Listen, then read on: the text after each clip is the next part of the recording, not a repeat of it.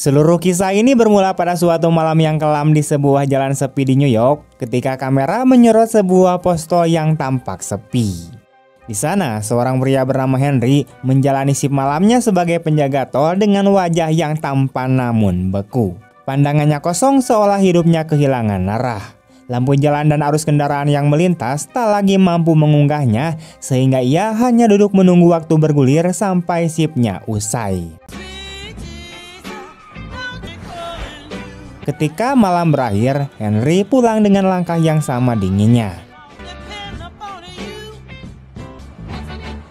Ia tiba di rumah di mana Debbie yaitu istrinya telah menyiapkan sarapan. Mereka saling menyapa dengan nuansa yang kaku dan ketika Debbie dengan nada yang hampir putus asa menanyakan apakah Henry masih mencintainya, Henry menjawab bahwa tentu ia masih mencintainya, tetapi jawaban itu keluar tanpa getar dan tanpa perubahan raut di wajahnya.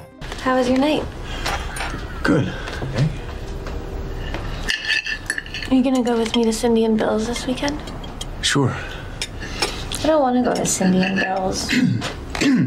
I want Cindy and Bill to come here. You're talking about kids. Of course I am.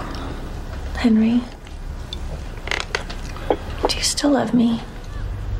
Percakapan pagi itu mengungkap keinginan Debbie untuk memiliki anak, sementara Henry kendati tidak membenci anak-anak, sama sekali tidak terpanggil untuk memiliki keturunan. Suasana itu terus digerus kecanggungan hingga bel pintu pun berbunyi keras. Debbie yang masih menunggu kepastian dari Henry memilih tetap di tempat duduknya, sementara Henry membuka pintu dan mendapati Eddie yaitu seorang teman lama berdiri di sana bersama Joe yang sedang dalam kondisi mabuk dan muntah-muntah. Mereka berhasil membawa Joe masuk ke dalam rumah dan Eddie menjelaskan bahwa mereka berencana bermain pertandingan bisbol tetapi kekurangan pemain karena Joe sakit sehingga Eddie meminta Henry untuk menggantikan posisi Joe. Henry menolak namun akhirnya ikut, namun perlahan terkuak bahwa ajakan itu hanyalah kedok. Oh. Henry. So where's this game? Near Kaisertown, about 15 minutes away. Just pull right over here. So hang tight. We'll be right back. Dalam perjalanan, Eddie meminta berhenti di sebuah ATM dengan alasan mengambil uang untuk membeli minuman dan Henry diminta untuk menunggu di mobil. Di kursi sopir, ia menyadari sesuatu yang ganjil. Mesin mobil itu tidak dinyalakan secara normal, melainkan dengan kabel yang disambung, tanda bahwa mobil itu adalah hasil curian. Benar adanya, Eddie dan dua pria lain yang menunggunya bukan hendak bermain bisbol, melainkan masuk ke bank untuk merampok. Rencana yang buruk itu segera berantakan karena mereka tidak siap. Alarm berbunyi, pegawai panik, satpam menyiapkan pistol, dan Henry yang tidak mengerti apa-apa hanya dapat mengangkat tangan dan menyerah. Ia yang tidak bersalah ditangkap di lokasi dan kemudian diinterogasi. Ia tidak mau menyebut nama siapapun, mungkin karena loyalitas terhadap Eddie atau karena memang hanya mengenal Eddie saja. Proses hukum kemudian berlanjut dan hakim memvonis Henry bersalah. These people aren't your friends. Why are you sticking up for them? You're looking at 3 to 7, Henry. The court sentences Henry Torn to 3 years in prison for the...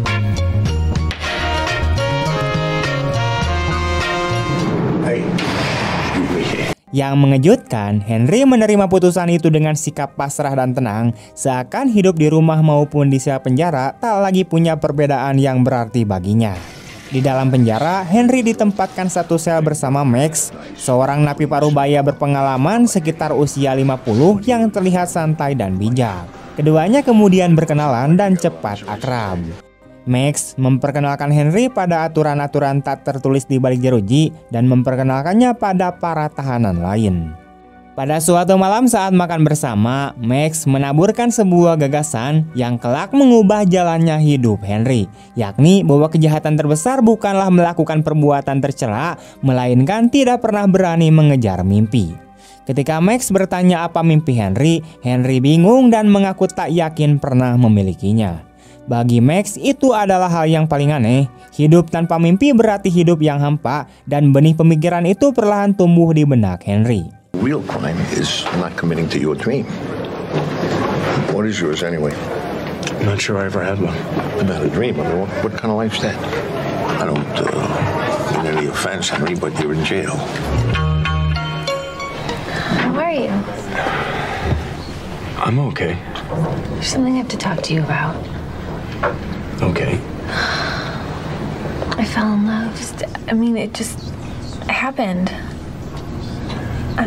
It's all right. You're not mad?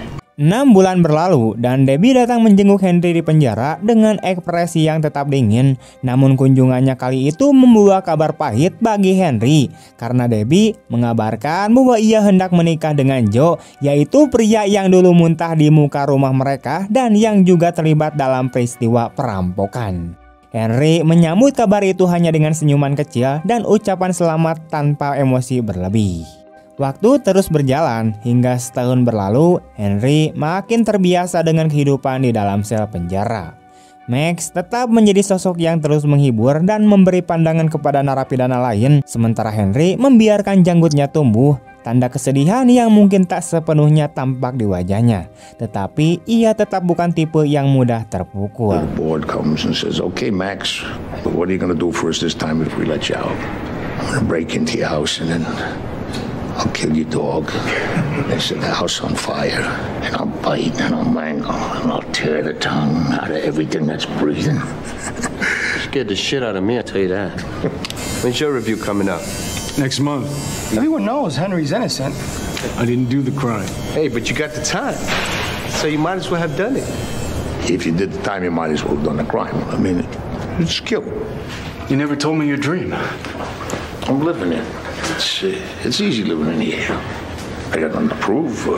Akhirnya datanglah hari pembebasan bersyaratnya. Henry berpamitan kepada Max dengan wajah yang tetap datar dan keluar tanpa tujuan pasti. Ia sempat menapak ke rumah lama yang kini ditempati oleh Joe dan Debbie. Pertemuan itu berlangsung dingin dan sangat canggung. Joe menyambut Henry selayaknya tamu, di mana Debbie tetap tenang dan menyajikan minuman, dan Henry terkejut ketika mengetahui Debbie ternyata sudah hamil. Joe sempat berterima kasih karena Henry tak membocorkan identitasnya kepada polisi saat perampokan dulu, namun Henry menanggapinya dengan nada sinis bahwa ia bahkan tidak tahu nama Joe pada waktu itu. That's everything you wanted. What are you gonna do now? I just wanted to say thank you, you know. I don't know your name. Tanpa rumah dan pekerjaan, Henry berdiri di depan bank yang pernah menjebaknya dan teringat ucapan Max, kalau sudah jalani hukumannya, sekalian saja lakukan kejahatannya. Sebuah pikiran yang menggoda dan sangat berbahaya. Pada saat itulah, sebuah mobil menabraknya di pinggul, dan dari peristiwa kecil itu ia bertemu dengan Julie Ivanova, seorang aktris lokal yang dikenal karena iklan Buffalo Lato, dan yang saat itu sedang giat latihan untuk pementasan The Carrie Orchard di sebuah gedung teater tua. Julie tampak sebagai sosok yang tegas sekaligus berbelas kasihan. Ia sempat marah karena Henry menghalangi jalannya, namun tetap memastikan kondisi Harry baik-baik saja agar situasi tak berujung tuntutan hukum. You weren't even looking where you were going. Are you okay? Yeah, don't get up. I'll call an ambulance. No. He walked right out into the street. No, I saw the whole thing. You were on your phone. You weren't even paying attention. Oh, they let you out, huh? Yeah. Kebetulan pula, prank satpam bank yang dulu menangkap Henry melewat dan mengenalinya sehingga mereka bertiga berjalan menuju sebuah kafe di dekat teater, tempat Julie sempat mentraktir Henry kopi sebelum bergegas ke latihan. Thanks. Did you call an ambulance? It's okay. I really am fine. Hello, guy. You look familiar. Take a chance on Buffalo. That's you. Unfortunately, yeah. And, you know, be more careful.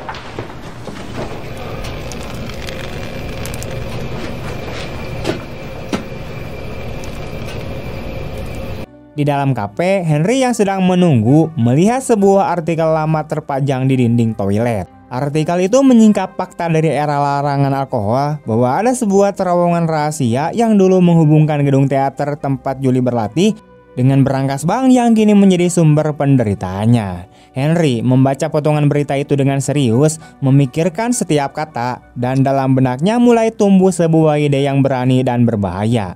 Jika dulu ia dipenjara karena dituduh merampok bank yang sebenarnya bukan perbuatannya, maka mungkin saatnya kini tiba untuk benar-benar melakukan perampokan itu sendiri, sebuah keputusan yang melahirkan konflik batin namun juga memberi Henry sebuah tujuan yang selama ini hilang. Setelah membaca artikel lama itu, Henry mulai merasa hidupnya butuh perubahan besar. Ia pun kembali menemui Max di penjara dan mengaku kalau akhirnya ia punya sebuah mimpi. I figured it out. You figured what out? My dream. Oh, the bank is your dream. Yeah. What kind of cockamamie dream is that? I did the time. I may as well have done the crime. Help you what? Will you help me rob the bank? I missed you, Henry. Tapi bukannya jadi aktor atau pengusaha, mimpi yang ia maksud justru merampok bank. Max terkejut bukan main, bahkan menolak mentah-mentah. Baginya, penjara sudah jadi rumah dan ia tidak mau keluar hanya untuk melakukan kejahatan. Tapi Henry tidak menyerah. Ia bilang bahwa ia tidak bisa menghabiskan sisa hidupnya di balik jeruji tanpa pernah melakukan sesuatu yang berarti. Ia ingin mencoba dan untuk itu ia butuh bantuan Max. Setelah banyak perdebatan, Max akhirnya luluh. Begitu bebas, mereka tinggal bersama di sebuah plat kecil di Buffalo. Henry lalu mengajak Max ke kafe tempat ia pertama kali menemukan artikel tua itu. Dari situ Max sadar peta yang mereka miliki sudah terlalu lama, setidaknya 80 tahun. Struktur bank pasti berubah, jadi mereka harus mengecek langsung. Are you kidding me? This is your plan? No, this is 80 years ago. No guns. What? Oh boy, Someone could get hurt. that's very sweet of you, Henry. First thing we do is we go to this old bank of yours and we'll see if that's there. Now, which kind of account would you like to open? My uncle, he put all his money in your vault when I was a kid. I mean, what was my point anyway? Di bank, Max dengan kecerdikan khasnya berhasil mengamati bahwa jalur terowongan itu ternyata masih ada, hanya saja tertutup. Dari sana mereka lanjut ke teater. Max menyamar sebagai aktor tua yang pernah main puluhan tahun lalu. Berkat bantuan Julie, aktris yang bekerja di sana, ia berhasil masuk dan mengecek bagian dalam. Sang manajer teater bahkan mengonfirmasi bahwa memang ada terowongan lama, tapi jalurnya kini tertutup oleh ruang ganti seorang aktor bernama Lo Pak-hin. Sejak itu, hubungan Henry dan Julie semakin dekat. Ia mengajaknya makan malam sederhana, lalu berlanjut dengan kencan dan makan makanan Tiongkok bersama. Henry yang selama ini terlihat kaku perlahan mulai terbuka dan merasakan cinta. I hate fortune cookies. I like them.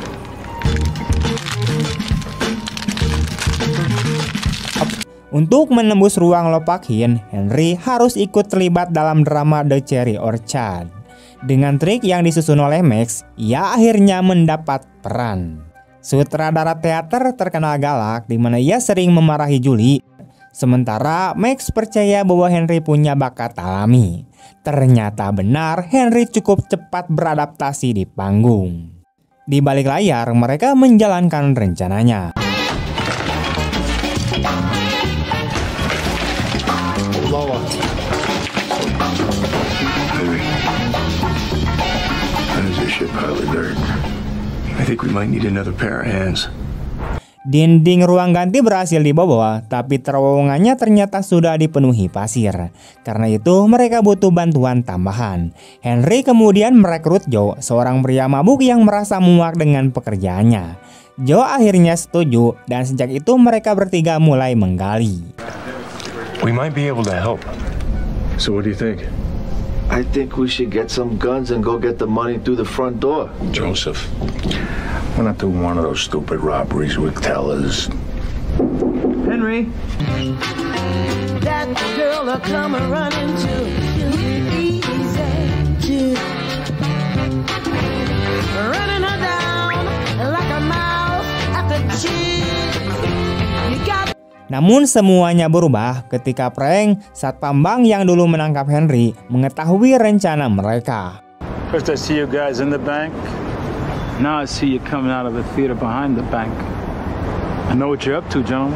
Bukannya melapor, Frank justru meminta untuk ikut serta. Ternyata ia punya alasan pribadi di mana bank tempatnya bekerja itu pernah menolak pinjaman saat istrinya sedang sakit hingga akhirnya istrinya pun meninggal. Kini ia ingin balas dendam sekaligus merasakan hasil rampokan sekali seumur hidup. So what's on your mind, Frank? Once a month, a truck goes to all our partner banks, takes up all the currency and brings it back home. 8 to 12 million held in our vault. Only a bunch of fools rob that bank any other time. I could help you with the alarms. I could be your guy on the inside. This sounds like a setup, man. Belum berhenti di situ, Joe yang mabuk malah membawa Eddie, teman lama Henry.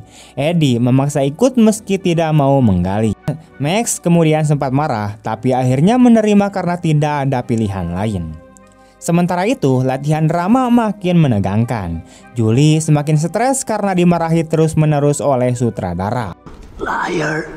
You, Derek. Yeah, then show us. Now, if you want to become a great actress, then you have to reveal. Maybe you want to die old, alone, unemployed? Is that what you want? Oh, that's right, Julia. Run! 5 minutes, people. 5 minutes, everyone. Are you okay? I hate him. I'm a good actress. I am a damn good actress. I've heard it my whole goddamn life. What?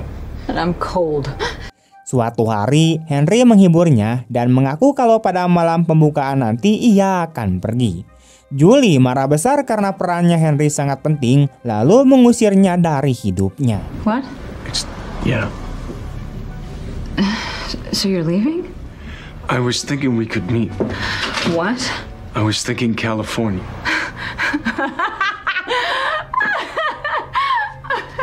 You wreck my play! You make me an accessory to a crime? You're a bank robber!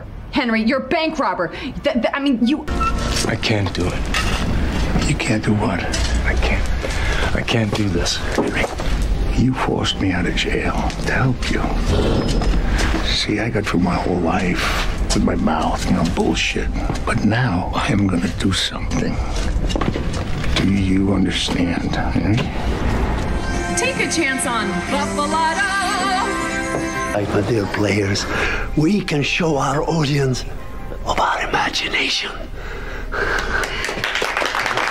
As we say in my home country, go out there and break some dicks. 10 minutes, people. 10 minutes.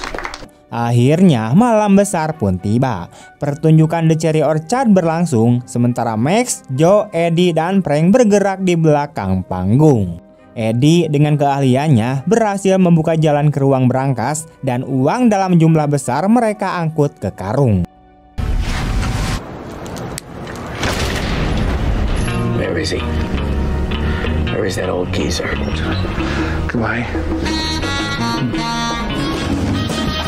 Go! Nice of you to join us, old man.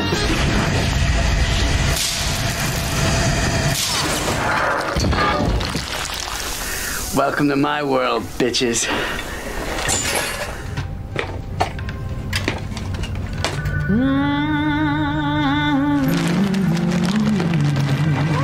Sementara Henry di sela-sela gilirannya tampil di panggung ikut membantu.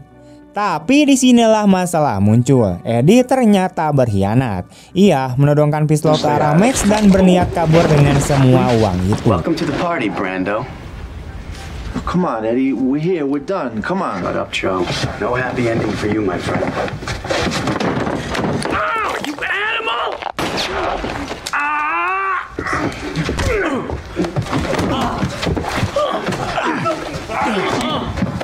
You old man. Max. Act 4 places, people. It's going very well, everyone. Untungnya Max lebih sigap. Sekali pukul saja Eddie langsung tumbang. Sisa tim lalu membawa uang itu ke dalam mobil. Namun di tengah jalan, Henry tiba-tiba meminta untuk berhenti. Ia sadar bahwa semua uang itu bukanlah hal yang benar-benar ia cari. Yang ia inginkan hanyalah Julie, dan tanpa ragu ia kemudian kembali ke teater. Saat Henry tiba, pertunjukan hampir selesai. Julie masih tampil di panggung. Henry kemudian naik di adegan akhir dan di hadapan penonton menyatakan cintanya padanya. You should have gotten on that stupid train. You made a mistake. I'm not telling you how I feel. No, don't pretend you care about me. You think this is about money? Yes. It's never been about money. You know that. Keduanya kemudian cucus, di mana penonton mengira itu bagian dari drama, padahal itulah momen nyata mereka. I'm not afraid. Yes, you are. Of what, Henry? Tell me. Meet me in Moscow. Go with him! Meet him in Moscow. Lights down, 10.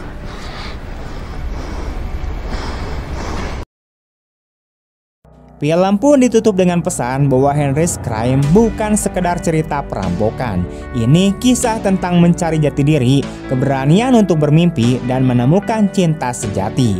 Julie pernah berkata bahwa The Cherry Orchard adalah cerita tentang meninggalkan masa lalu dan memulai kehidupan baru. Dan kini itulah yang dilakukan oleh Henry. Oke teman-teman, sekian dulu untuk video hari ini. Bagaimana tanggapan kalian tentang film ini? Tulis di kolom komentar. Terima kasih banyak telah menonton sampai akhir. Mohon maaf jika masih banyak kekurangan, dan terima kasih. Semoga kalian selalu support channel ini agar terus berkembang. Terima kasih, sehat selalu untuk kita semua. Bye.